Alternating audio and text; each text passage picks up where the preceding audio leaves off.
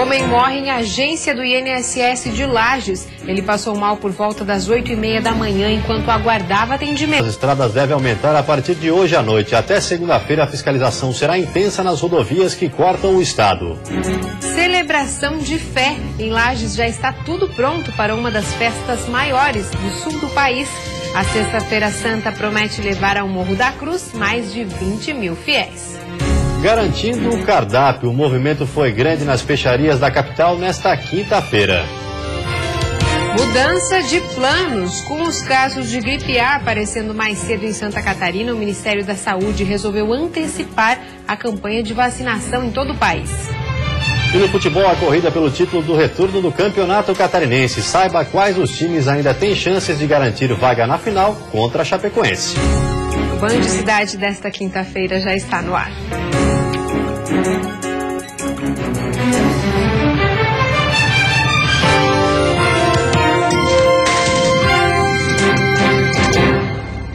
Olá, boa noite. Boa noite. Um homem passou mal no INSS de Lages e acabou morrendo na manhã de hoje. A esposa da vítima alega que ele não recebeu atendimento. O corpo de Antônio Pereira Rosa, de 60 anos, foi levado do Instituto Geral de Perícias de Lages por volta das 10h30 da manhã.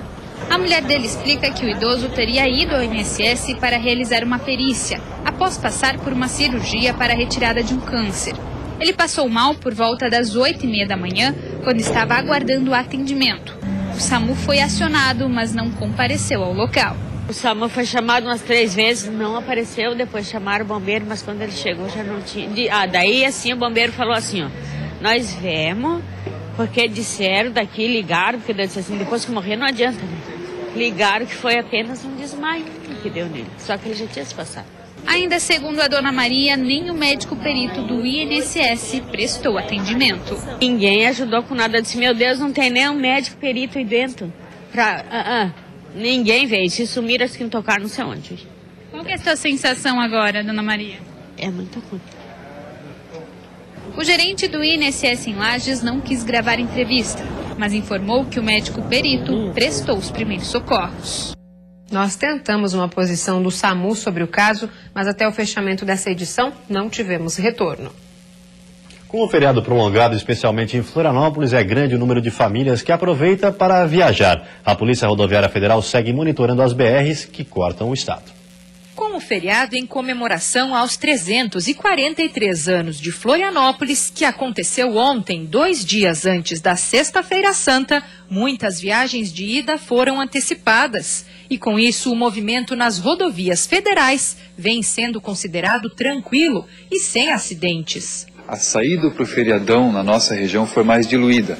Muitas pessoas já foram, então não foi registrado nenhum grande congestionamento. O foco desta vez não é apenas o litoral, mas também o interior do estado. A preocupação é com a volta para casa no domingo de Páscoa, que deve registrar fluxo intenso e congestionamentos na Grande Florianópolis e nas regiões Sul e Vale do Itajaí. Mesmo com um perfil considerado familiar deste feriado, a atenção da Polícia Rodoviária Federal se volta para a imprudência dos motoristas. Infelizmente não tranquiliza. A pessoa que gosta de bebida alcoólica sempre acha uma desculpa para beber. Se está quente é porque está calor, se está frio é porque está frio. O que a gente tem que conscientizar nessa hora é que não basta a PRF fazer operação, fazer reforço, colocar 1000 policiais na pista a mais. Não adianta, se o condutor não botar a mão na cabeça, não fizer a sua parte. Sexta-feira de feriado com chuva moderada a forte em todo o estado. Em algumas regiões como Oeste, Litoral Sul e Grande Florianópolis pode ocorrer um alto volume de chuva, podendo superar 100 milímetros. Há risco de temporal com ventania. Na Serra e Sul do estado, a máxima não passa dos 21. No litoral norte, a máxima chega aos 23 graus. No Vale do Itajaí e Grande Florianópolis, os termômetros registram máximas entre 24 e 25. Já no oeste, a chuva diminui durante a tarde e a temperatura chega aos 22 graus. Mas a partir de sábado, o tempo na capital catarinense indica melhoras. E para os turistas que vieram à ilha, haverá mais pontos próprios para o banho do que na alta temporada de verão. Segundo o último relatório de balneabilidade divulgado pela Fundação do Meio Ambiente, a Fátima, o número de praias próprias para banho em Santa Catarina aumentou após a temporada de verão. As análises foram feitas nos dias 21, 22 e 23 de março. A lista foi divulgada ontem e aponta que dos 211 pontos analisados, 146 estão aptos para o banho de mar. São 3 pontos a mais do que o apontado na coleta anterior. Na capital, 47 praias apresentam boas condições e 28 pontos continuam impróprios. No restante do litoral, 99 locais estão próprios e 37 impróprios para o banho. A praia de Canasvieiras, que chegou a ter todos os pontos reprovados nas análises, agora tem 5 pontos próprios e apenas 3 impróprios para o banho. A Lagoa da Conceição tem 9 pontos monitorados. Durante a temporada, 5 pontos permaneceram impróprios. Atualmente, esse número diminuiu para 3. Em Ponta das Canas, onde as análises de 3 dos 4 pontos foram reprovadas, agora apenas 2 seguem impróprias. O próximo relatório será o último da temporada e deve ser liberado em 1º de abril. A lista completa dos pontos monitorados está no site fatima.sc.gov.br. A gripe A começou a circular mais cedo neste ano. O verão nem havia chegado ao fim quando a doença, geralmente associada ao frio, infectou as primeiras pessoas em Santa Catarina. Por esse motivo, o Ministério da Saúde resolveu antecipar em todo o país o início da campanha de vacinação para o dia 30 de abril. Mais forte do que uma gripe comum, a gripe A costuma se proliferar no clima frio e úmido, entre o outono e o inverno, mas de forma atípica apareceu mais cedo em algumas partes do país. Segundo dados da Diretoria de Vigilância Epidemiológica de Santa Catarina, Blumenau apresenta hoje o quadro mais preocupante. Até agora foram mapeados 47 casos suspeitos e 14 confirmados com o vírus H1N1 em território catarinense. Destes, 8 estão no município. E a seguir o corre-corre para quem ainda não comprou os peixes para a Sexta-feira Santa. E em Lages já está tudo pronto para a tradicional celebração de Páscoa no Morro da Cruz.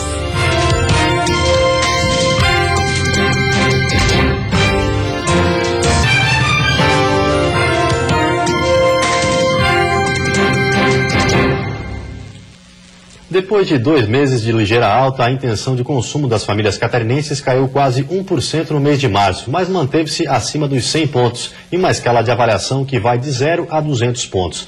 No entanto, na comparação anual, a queda foi de 16,7%. O índice no país também teve o primeiro recuo de 2016 nesse mês, 1,6%, e a queda acumulada no ano ficou em quase 30%. A pesquisa da FEComércio de Santa Catarina leva em conta o cruzamento de dados como emprego atual, perspectiva profissional, renda e acesso ao crédito. E com a queda na intenção de consumo das famílias, os empresários buscam alternativas. Abrir mão do lucro e reduzir preços para não perder clientes são algumas delas. Aumentar o volume de vendas nunca é tarefa fácil, ainda mais em tempos de aperto econômico. Nessas horas, muitos empresários cortam funcionários, reduzem os estoques, economizam onde podem para não diminuir os lucros.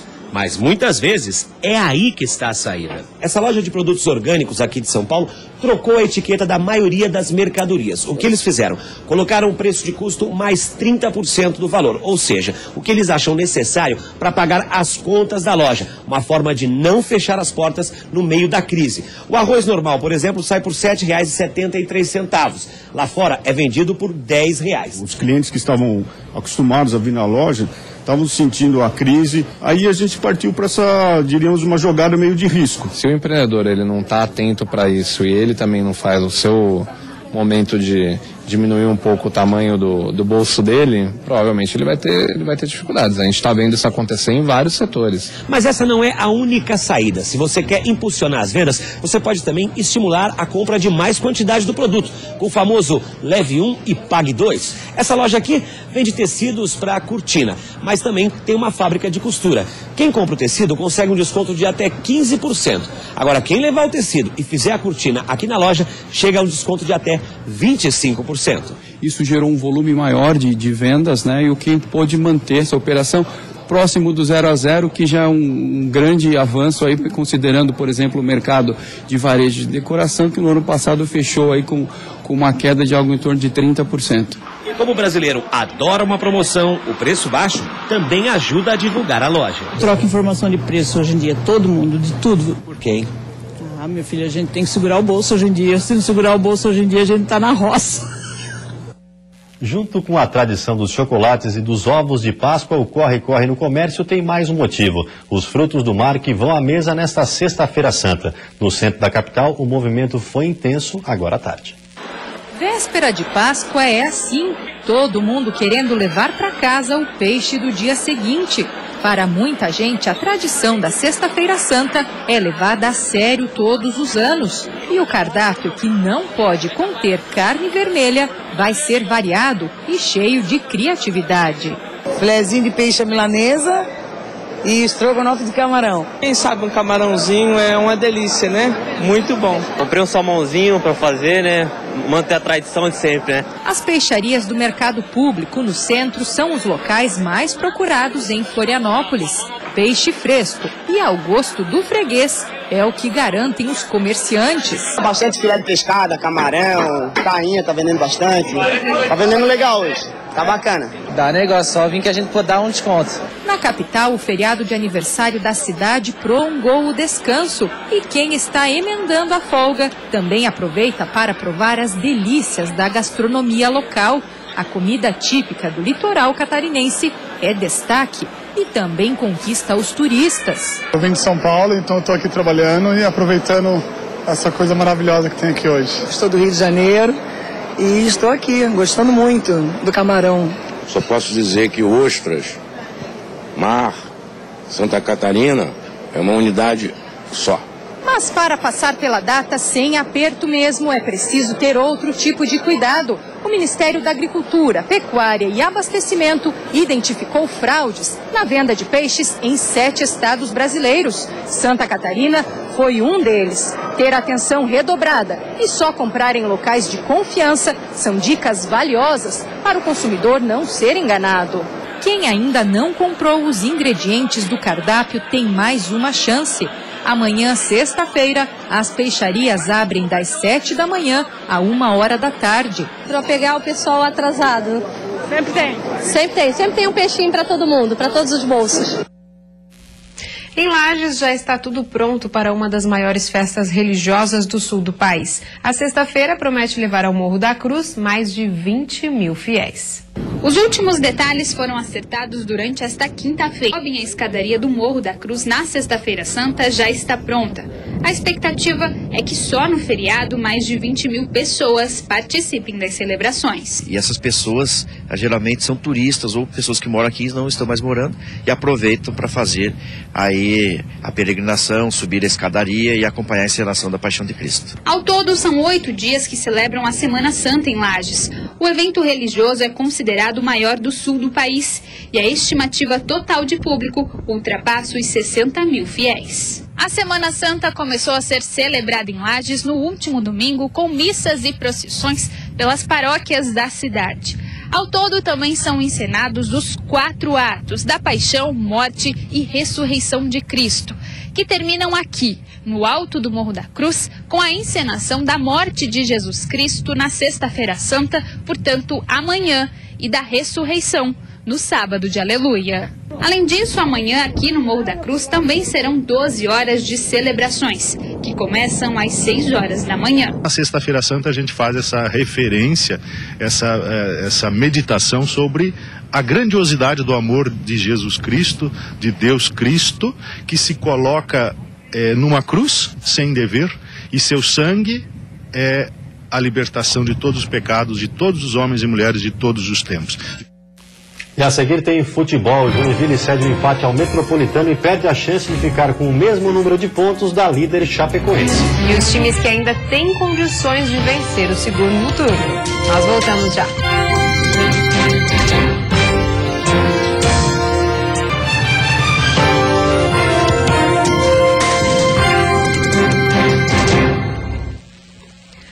Futebol, o Joinville sofreu um gol no finalzinho da partida contra o Metropolitano e perdeu a chance de se igualar a Chapecoense no retorno. Veja como foi.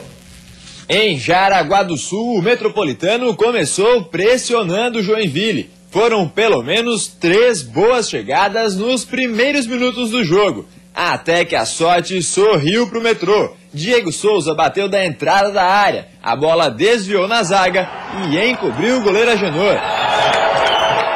Na segunda etapa, Emerson Maria mexeu no time do Jack e mostrou que conhece do riscado. Ítalo e Felipe Alves entraram e mudaram a cara do jogo.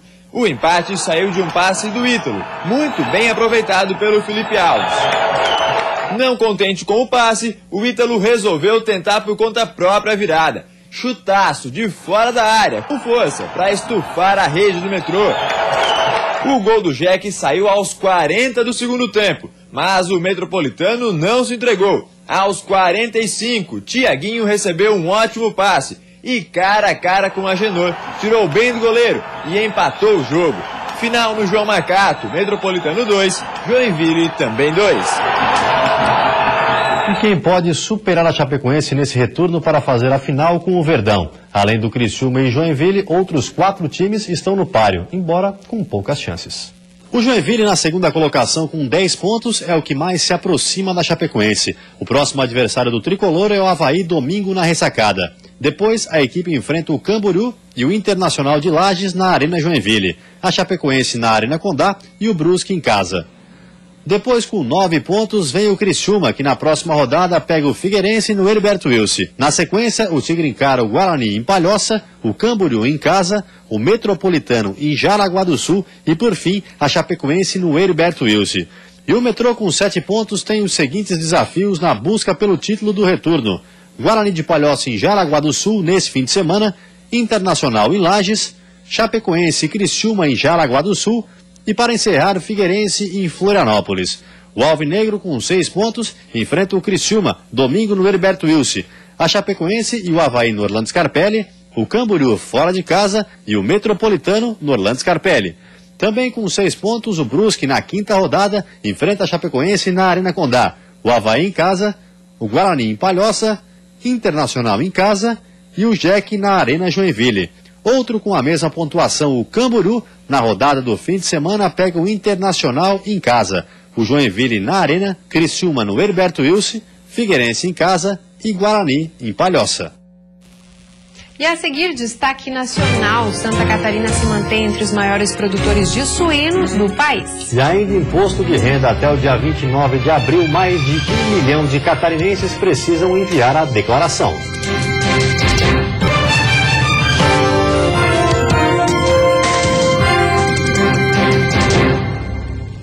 Dados do IBGE mostram que Santa Catarina continua sendo destaque nacional na suinocultura. O estado lidera a lista dos maiores produtores do Brasil, juntamente com o Rio Grande do Sul e Paraná.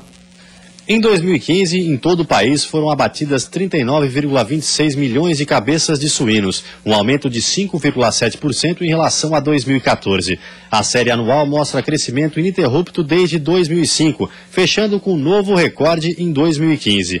O peso acumulado das carcaças de suínos alcançou 3,43 milhões de toneladas em 2015, com um aumento de 7,4% em relação ao ano anterior. Nesse cenário, Santa Catarina, Rio Grande do Sul e Paraná foram os principais estados no abate de suínos no ano passado. Em relação a 2014, Santa Catarina e Paraná aumentaram o volume de cabeças abatidas, enquanto o Rio Grande do Sul registrou queda. A participação da região sul no total abatido no país subiu de 65,6% para 66%. Já no quarto trimestre de 2015, foram abatidas 10,22 milhões de cabeças de suínos, representando aumento de 0,3% em relação ao trimestre anterior e de 7,6% na comparação com o mesmo período de 2014.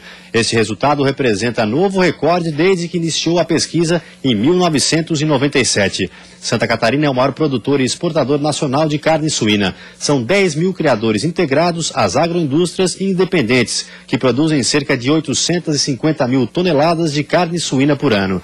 Com um rebanho efetivo estimado em 7 milhões de cabeças, Santa Catarina é responsável por aproximadamente 27% da produção nacional e por 35% das exportações brasileiras. Até 29 de abril, 1.150.000 catarinenses precisam declarar seu imposto de renda, número que representa um acréscimo de 2,5% em relação a 2015.